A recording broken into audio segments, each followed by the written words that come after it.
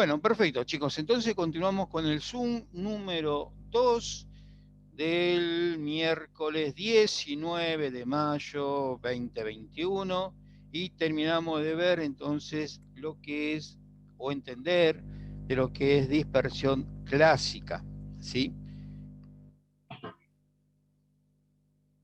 Admitimos a root y continuamos entonces con fotoeléctrico. Fotoeléctrico, ¿sí? Otro de los efectos que ocasiona la interacción del fotón con la materia. En este caso, chicos, en este caso, el que lo pudo observar, descubrir y se ganó un pequeño premio fue Einstein, ¿sí? En la década del 20, 1920, ¿sí? Pero para obtener este efecto se trabaja con una energía que va desde los 20 kiloelectronvolt a los 60 kiloelectronvolt, ¿sí? Repito entonces, para obtener un efecto fotoeléctrico, ¿sí? Ahora vamos a ver a dónde interactúa y qué sé yo, ¿sí? Yo ya de base tengo que tener una energía de 20, ¿sí? Kilovolt y 60 kiloelectronvolt. ¿Seguimos? En este caso, la interacción de ese fotón de rayos X no se dispersa, sino que es totalmente absorbida por el átomo, ¿sí? Esta es una de las diferencias. Subrayalo bien grandote. No se dispersa este fotón, sino que es totalmente absorbido por el átomo, ¿sí? Ahora bien, ese electrón eliminado del átomo, conocido como fotoelectrón, ¿qué va a pasar? Se escapa con energía cinética igual a la diferencia entre la energía del rayo incidente y la ligadura del electrón, ¿sí?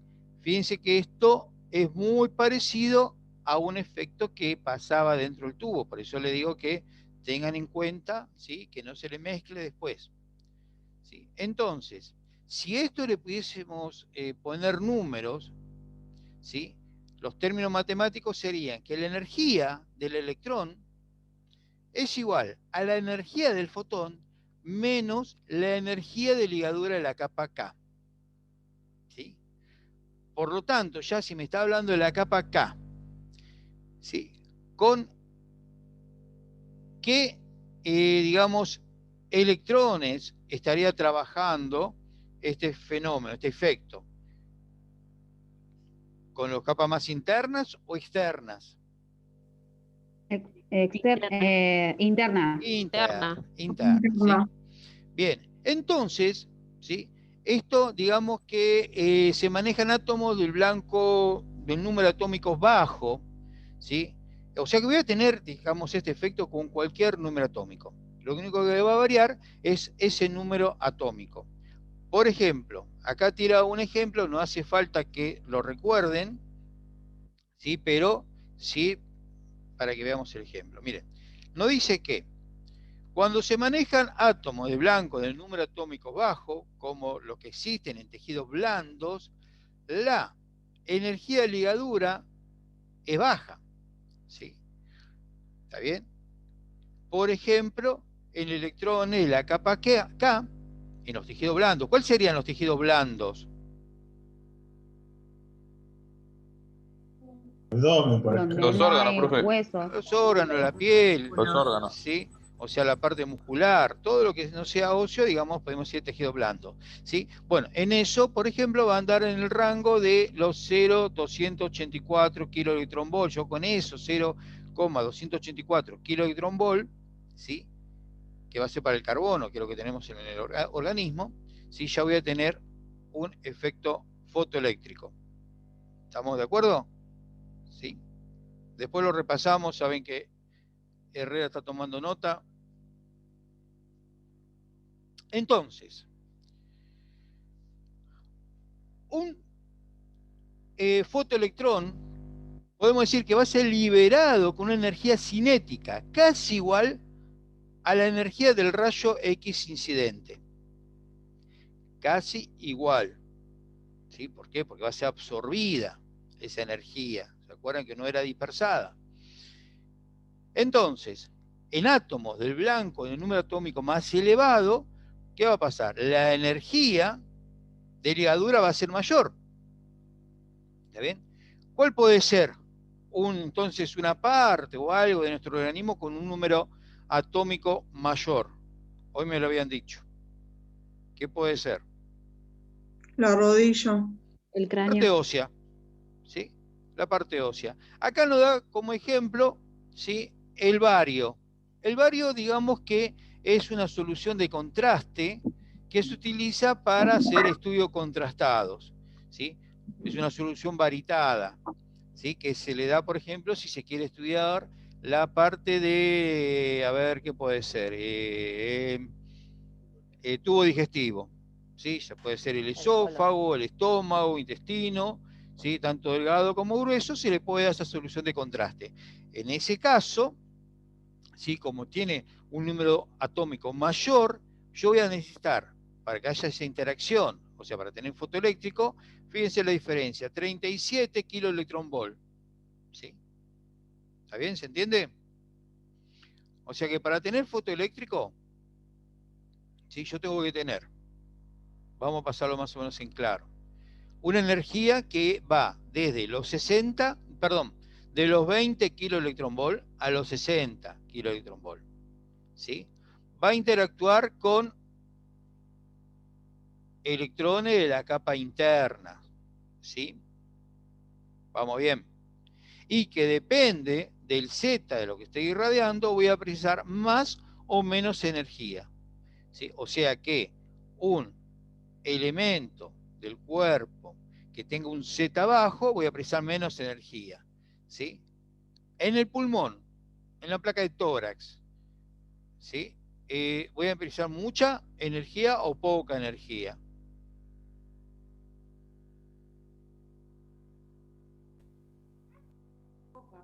Poca energía. Poca. Muy bien. ¿Sí? Digamos que hay elementos antidifusores que es una parrilla antidifusora. Ya vamos a chumear de qué se trata eso. ¿Sí? Pero un tórax yo lo puedo utilizar con parrilla y sin parrilla. ¿Sí?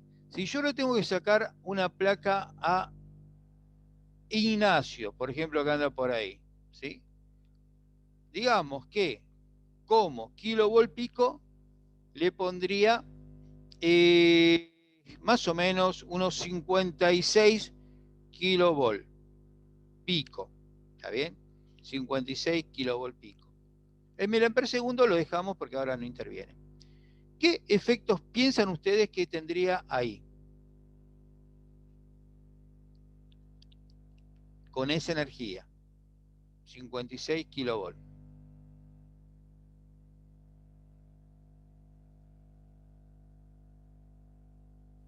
No estoy utilizando parrilla antidifusora.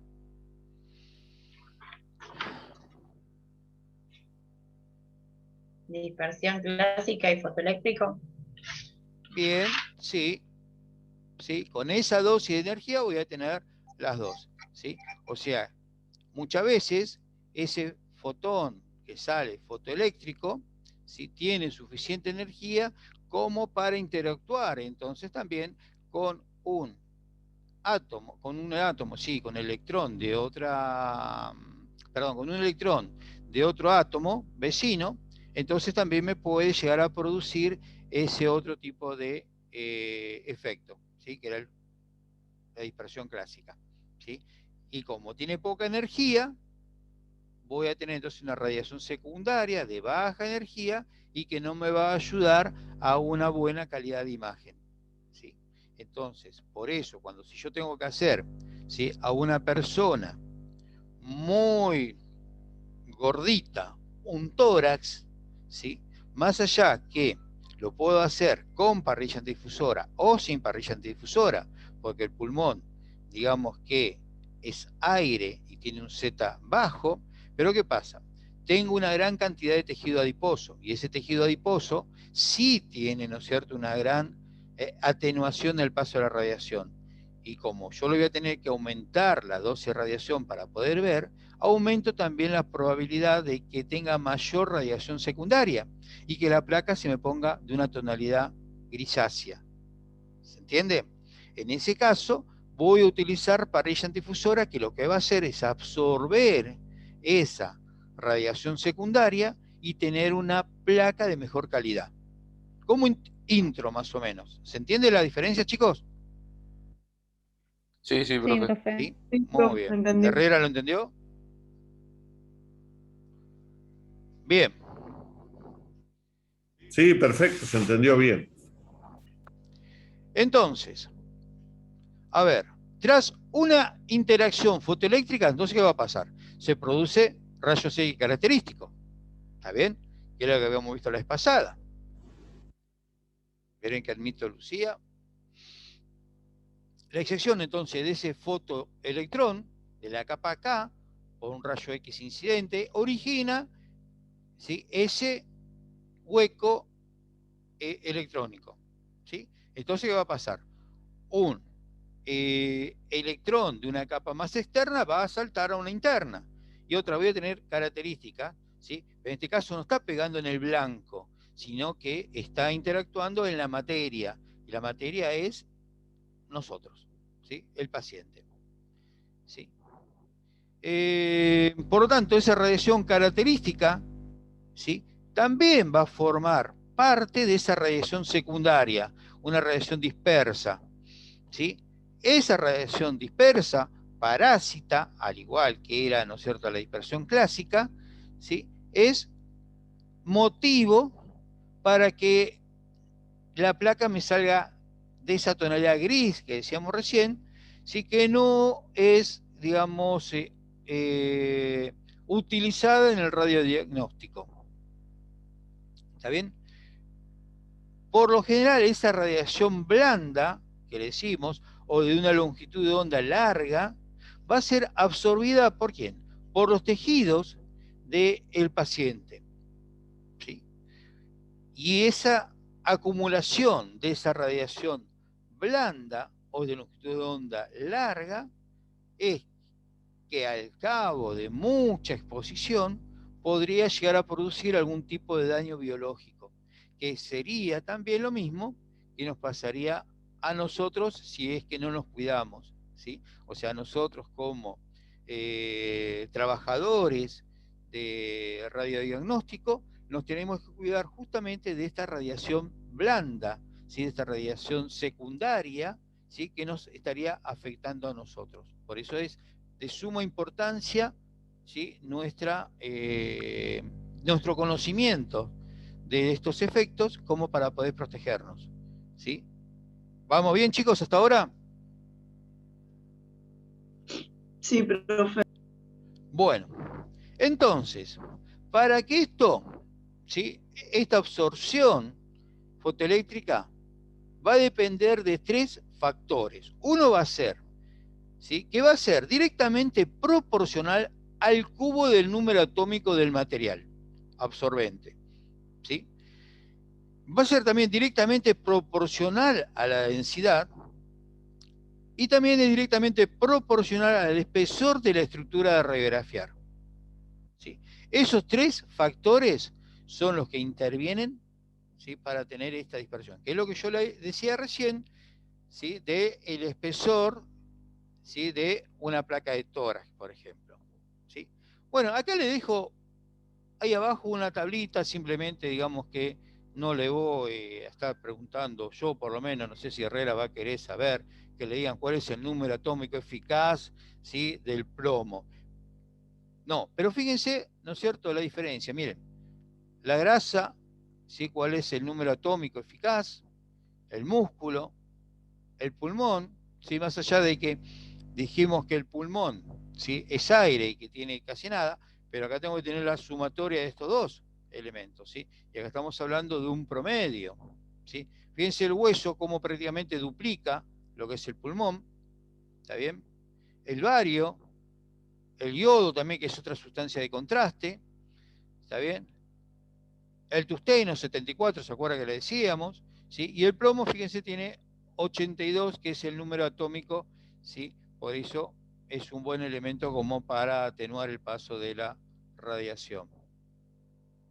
¿Sí? A ver, no sé qué sigue.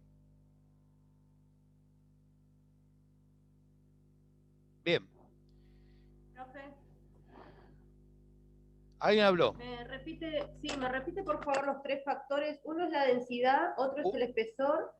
Sí. Y el otro, ¿no es cierto? Vas a tener entonces uno que es el cubo del número atómico absorbente, la densidad, ¿sí? Y el espesor. Gracias, profe. Chicos, esto es una clase que la hemos dado, creo que fue la segunda clase cuando arrancamos. Ustedes, si tienen los videitos, retomen. ¿Se acuerdan cuando yo les di el ejemplo de espesor y de densidad? ¿Se acuerdan cuando yo les dije que el tema de la densidad dependía de, digamos, el número atómico o la contextura de los tejidos? Y les di el ejemplo en ese momento de una persona gordita como yo que puede tener una longitud anteroposterior, y un fisiculturista también puede tener la misma que tengo yo, pero la densidad va a variar porque los tejidos son diferentes, porque el fisiculturista trabaja sus músculos, entonces va a tener sus tejidos una densidad diferente a la mía, más allá que la caja torácica sea la misma de espesor. ¿Entiende? Eso fue una de las clases que vimos, creo que fue la segunda clase donde vimos todo esto. El número atómico, la densidad y el espesor. Entonces, lo que acaba de explicar Roberto dice, digamos que la interacción de esos fotones va a tener que ver con todas estas características, o sea que va a depender de la densidad, del número atómico y del espesor. O sea que todo lo que explicó él también va a tener una variación de acuerdo con que interactúe. ¿No es cierto? Fíjense que estamos relacionando lo que está explicando ahora con efecto fotoeléctrico, lo está relacionando con esa clase de densidades, ¿no es cierto? Hasta ahora estamos hablando de fotoeléctrico. Acuérdense, esto de fotoeléctrico, grábenselo, se va a dar entre una energía que va a ir desde los 20 kiloelectronvolt hasta los 60 kiloelectronvolt, ¿no es cierto? Eso téngalo en claro. Entre esos dos parámetros se va a dar efecto fotoeléctrico, y ese efecto fotoeléctrico va a tener una resultante en la placa que yo voy a realizar de acuerdo a la densidad. Y cuando hablamos de densidad tenemos que hablar de los tres factores que hemos visto en esa clase, que era el espesor, que era el número atómico y la densidad, creo que era, ¿no? La otra. Así que fíjense cómo que se va entrelazando todo. O sea que todo lo que van viendo ahora, recién Roberto lo acaba de aplicar a lo que vimos en la segunda clase. Entonces, esto va a tener, obviamente, esta relación de esos kiloelectronvolt van a estar relacionados de acuerdo a esa densidad. ¿Correcto? Y esto del fotoeléctrico, acuérdense que solamente se va a dar entre 20 kiloelectronvolt y 60 kiloelectronvolt, en ese rango. Después vamos a seguir más adelante que va a pasar otra cosa cuando pasemos de ese rango.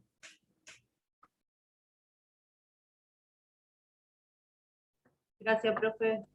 Bueno, entonces sintetizando un poquitito, ¿sí?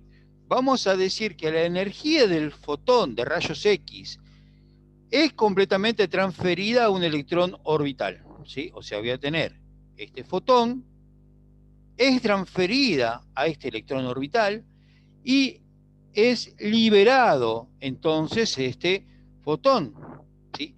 Entonces, el fotón de rayos X incidente desaparece luego de esta coalición. Y este fotoelectrón, ¿sí?, que está ionizado, sale con una energía tal que depende de su energía que tenga, puede también hacer entonces otra vez efecto fotoeléctrico, ¿sí? O si ya decayó demasiado la energía, puede llegar a ser ya una dispersión clásica. ¿Está bien? Entonces, Este efecto fotoeléctrico ocurre con mayor probabilidad cuando la energía de ese fotón de rayos X, ¿sí?, es baja. O sea, baja porque estamos hablando en el rango de 20 a 60, ¿sí?, kilo electronvolt, y un medio con un Z alto. ¿Está bien? Siempre el Z es importante. Bien. Espero que lo vayan entendiendo. ¿Por qué? Porque ahora vamos a otro efecto, ¿sí?, y es uno de los que más se nos da en nuestra actividad, ¿sí? Digamos que hoy hablábamos de una rodilla, podemos hablar de un cráneo, podemos hablar de una columna, de una pelvis, un tórax, como hablaba recién Herrera, de un paciente gordito. Y yo le había dicho hoy que le sacábamos una placa a su compañero y le ponía 56 kiloelectronvolt, ¿sí? Y con eso podía tener fotoeléctrico, ¿sí? Ahora, si yo utilizo parrilla antidifusora y quiero utilizar, ¿no es cierto?, hacer alguna de las estructuras que yo le mencioné recién, vamos a utilizar mayor energía. Por lo tanto, cuando yo utilizo una energía, ¿sí?, una energía media, ¿sí?, ya no estamos hablando de baja energía, que va a andar en el rango de los 60 kiloelectronvolt a los 2000, ¿sí?, vamos a tener lo que se conoce como efecto Compton, ¿sí? Este efecto Compton, y con esa energía, va a interactuar con electrones de una capa externa del átomo, ¿sí? O sea, fotoeléctrica era capa interna, en este caso capa externa. Entonces, este fenómeno se conoce como efecto Compton o dispersión Compton. Recuerden, esta dispersión Compton. Fotoeléctrico era absorción, esta dispersión, ¿sí?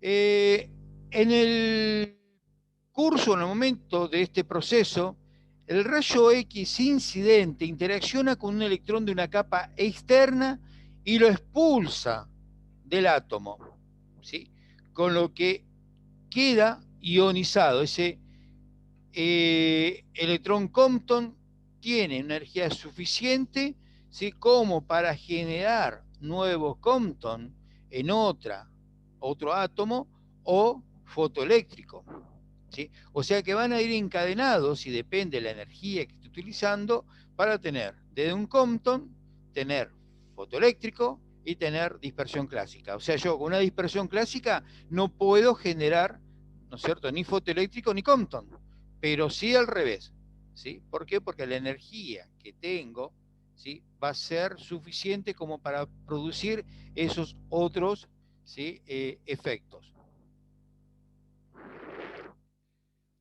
Entonces, el contenido energético que vamos a tener, ¿sí?, en ese rayo X que ha experimentado esa dispersión Compton es igual a la diferencia entre la energía del rayo X incidente y la aportada al electrón, ¿sí?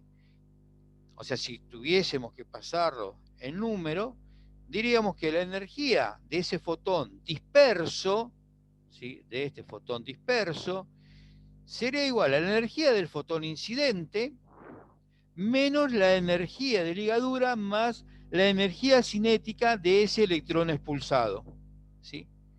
O sea, esto simplemente, chicos, recuerden cómo sería, ¿sí?, la fórmula matemática.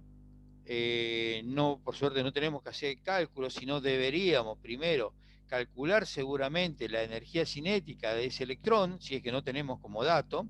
La energía de ligadura la podríamos ya tener de acuerdo a la órbita que está y el elemento que estamos irradiando, ¿sí? Y también, ¿no es cierto?, ese fotón, ¿sí?, para saber la energía de ese fotón disperso. Todos estos datos que nosotros damos y que parecen, ¿no es cierto?, algo teórico, ¿sí?, y que nosotros lo vamos a tomar así como teórico, hay que tenerlo en cuenta por si en algún momento de su vida profesional, ¿sí?, no sé, irradiamos o tenemos que argumentar la dosis de radiación absorbida a una paciente embarazada, ¿sí? O sea, vamos a suponer que irradiamos a una paciente embarazada y la paciente demanda al lugar donde trabajamos. Y entonces el juez nos convoca y le dice, bueno, usted expuso a la paciente, vamos allá que no hemos pedido el consentimiento informado, más allá que no le hemos preguntado, que no la protegimos, eso vamos a dejarlo para más adelante. Por ahora vamos a abocarnos de que, bueno, si la irradiamos, ¿con qué dosis de la radiación, no es cierto?, hicimos esa aplicación? Entonces hicimos una rodilla, utilizábamos tanta energía con tantos miliamperes segundo, o sea, tanto kilovolt con tanta miliamperes segundo. En base a esos datos que nosotros damos, en base a este formuleo, Radiofísica Sanitaria puede calcular la dosis absorbida por el paciente y ver si esa dosis absorbida pudo producir un daño biológico a ese bebé que estaba en formación. ¿Se entiende, chicos, por qué es tan importante esto? Sí, profe. Muy Sí, bien, profe. saben que después toda la traducción la hace Herrera. Yo hago, digamos, la parte, ¿no es cierto?, grosa, y la parte fina, Herrera sí se lo va a aclarar. ¿Sí? ¿Vamos bien entonces? Sí, Yo creo profe. que Sí. esto, la última parte fue claro. No sé si necesita alguna la aclaración. Si no, me avisa y lo explicamos de otra manera, le buscamos la vuelta. ¿Se entendió bien? ¿O alguno no lo entendió? Hablen ahora o callen para siempre. Sí, profe, por eso es importante comentarle a la paciente, ¿o no?, lo que puede pasar. Perfecto, sí, sí. Siempre hay que tener. Yo digo que siempre es prioridad número uno cuando uno sabe que es una persona que obviamente es femenina, que puede estar digamos, en una edad de gestación o probable gestación.